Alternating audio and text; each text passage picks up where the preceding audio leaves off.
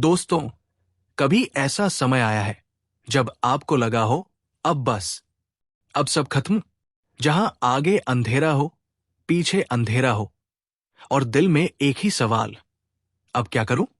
आज मैं आपको एक सच्ची घटना सुनाऊंगा जो साबित करती है कि बाबा श्याम हर हारे हुए को सहारा देते हैं। और शायद ये कहानी सुनने के बाद आप भी बाबा के और करीब आ जाएं। राजेश, जयपुर का रहने वाला एक साधारण इंसान, पिता की छोड़ी हुई कपड़े की छोटी सी दुकान, घर में मां, पत्नी और 2 छोटे बच्चे, सब कुछ सामान्य चल रहा था। लेकिन एक दिन किस्मत ने ऐसा मोड़ लिया जिसने उसकी जिंदगी उलट पुलट कर दी। मार्केट में भारी नुकसान, 3 बड़े ऑर्डर का पेमेंट अटक गया, लाखों रुपए डूब गए। उधर घर का किराया, बच्चों की स्कूल फीस, मां की दवाइयां, सब एक एक करके बकाया होने लगा। राजेश दिन रात कोशिश करता, बैंक गया, दोस्तों से मदद मांगी, रिश्तेदारों के दरवाजे खटखटाए, लेकिन जवाब हर जगह एक ही, भाई अभी तो हमारे पास भी तंगी है। रात को छत पर बैठा आसमान देखता और सोचता, क्या मेरी मेहनत बेकार चली गई? क्या अब ये जिंदगी ऐसे ही कटेगी? पत्नी रोते हुए कहती, कुछ तो करो, बच्चों की पढ़ाई रुक जाएगी। इसी बीच एक दिन बिजली का बिल भरने भी पैसे नहीं बचे और घर अंधेरे में डूब गया। यही वो रात थी जब राजेश ने जिंदगी से हार मान ली थी। अंधेरे में बैठा राजेश दीवार पर लगी बाबा श्याम की छोटी सी फोटो को देख रहा था। वो फोटो कई साल से थी, लेकिन उस रात जैसे बाबा की आंखें उसे देख रही थी।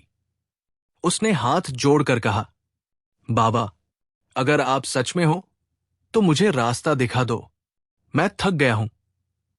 अगले ही दिन पड़ोसी ने कहा, भाई इस रविवार खाटू धाम जा रहा हूं, चलोगे? राजेश ने बिना सोचे हाँ कर दी। खाटू धाम की भीड़ में धक्का खाते हुए राजेश जैसे ही बाबा के दरबार पहुंचा, आंखों से आंसू रुक ही नहीं रहे थे। उसने बाबा के चरण छुए और बस एक बात कही, अब ये जिंदगी आपकी है, जैसे चाहो संभाल लो। वो लौटा तो मन में एक अजीब सा सुकून था, जैसे कोई अदृश्य हाथ उसके कंधे पर रखकर कह रहा हो, चिंता मत कर, मैं हूं। खाटू से लौटने के 3 दिन बाद एक पुराने ग्राहक का फोन आया, भाई तुम्हारे पास जो पुराना स्टॉक है मुझे सब चाहिए, पेमेंट एडवांस कर दूंगा। यकीन मानिए, महीनों से पड़ा वो स्टॉक उसी हफ्ते बिक गया। राजेश ने सबसे पहले बिजली का बिल भरा, फिर मां की दवाइयां खरीदी और बच्चों की फीस जमा कर दी। इसके बाद जैसे दरवाजे खुद ब खुद खुलने लगे, नए ग्राहक, बड़े ऑर्डर, और 6 महीने में राजेश का कारोबार पहले से भी अच्छा चलने लगा। उसने बाबा से किया वादा निभाया, पहला मुनाफा लेकर खाटू धाम में भंडारा करवाया।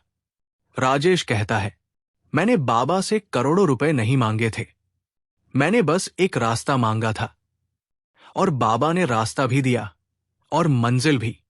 दोस्तों, जब हालात बिगड़ जाए, जब सब दरवाजे बंद हो जाए, तब याद रखना, बाबा श्याम के दरवाजे हमेशा खुले रहते हैं।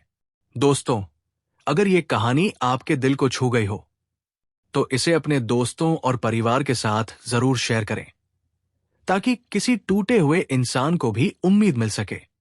और अगर आप पहली बार हमारे चैनल पर आए हैं तो सब्सक्राइब करना न भूलें, क्योंकि बाबा की महिमा की अगली सच्ची कहानी हो सकता है आपकी जिंदगी बदल दे।